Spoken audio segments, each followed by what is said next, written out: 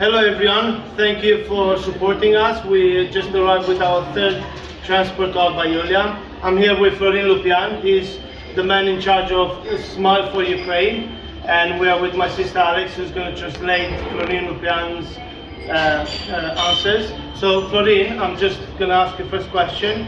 Is he as bad as he looks on TV, or is he as bad as they announce on TV and on media?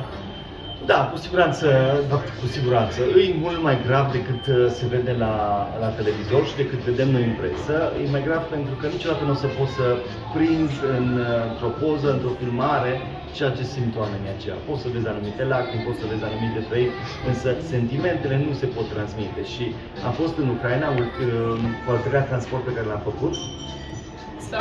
Sorry.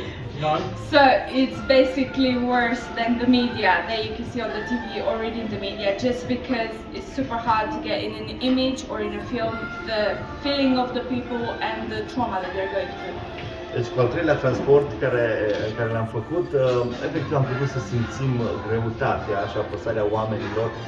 Efectiv sunt speriați de ce se poate întâmpla, sunt speriați că războiul se poate prelungi, se poate extinde. Vedem mame care plâng în centrele din Cernăuți pe care le luăm apoi și le aducem în România. Vedem copii care efectiv și-au lăsat în urmă părinții și lucrul ăsta, nu știu dacă se poate, sau poate să fie ceva mai greu decât să-ți lași un părinte în urmă sau să realizezi că părintele tău a murit sau cineva drag a murit. Deci da, lucrurile sunt mult mai grave. So on the third transport we went to Ukraine, we really felt the pain of the people and the burden. They are scared, they are terrified, they don't know if the war is going to last longer, they are scared that it's going to last too long.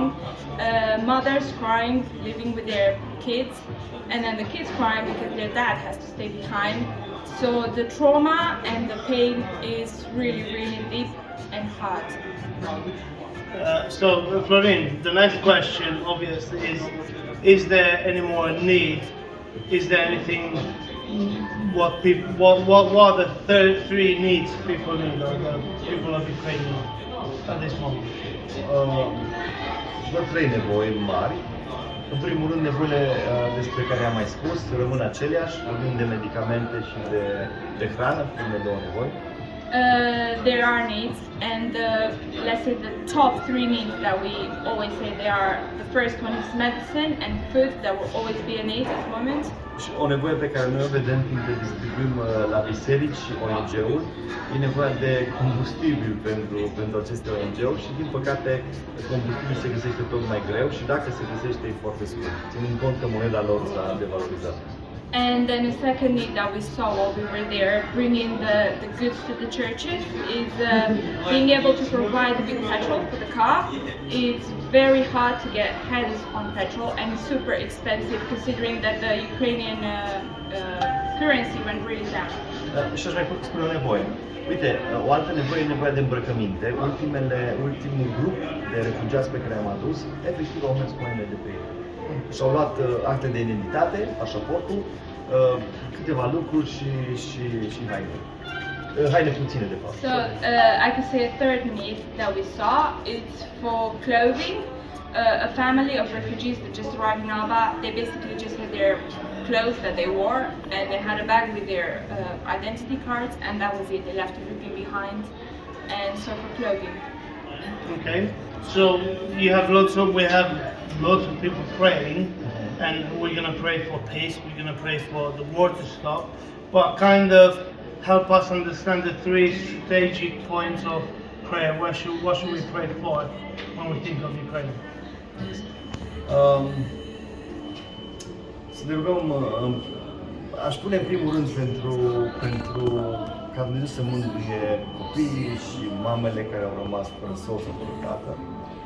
I guess the first point of strategy in praying for Ukraine would be to pray for the mom and the kids, the mothers and the children that are traumatized and that they are in pain, that God would just comfort them.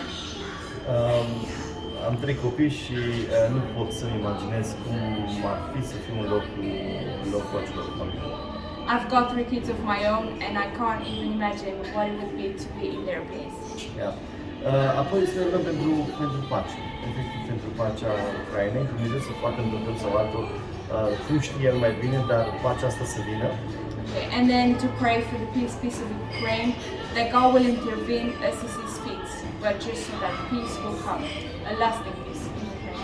Și să ne rugăm pentru oameni care să audă, să simtă că trebuie să se implice pe termen lung în Ucraina. Războiul se va termina la un moment dat, însă e nevoie de oameni care să înțeleagă că trebuie să facă ceva pentru această țară. And then the last point would be to pray for people that will feel the need to help Ukraine. The war will end at one point, but the need to help the people afterwards in the country of Ukraine will be great.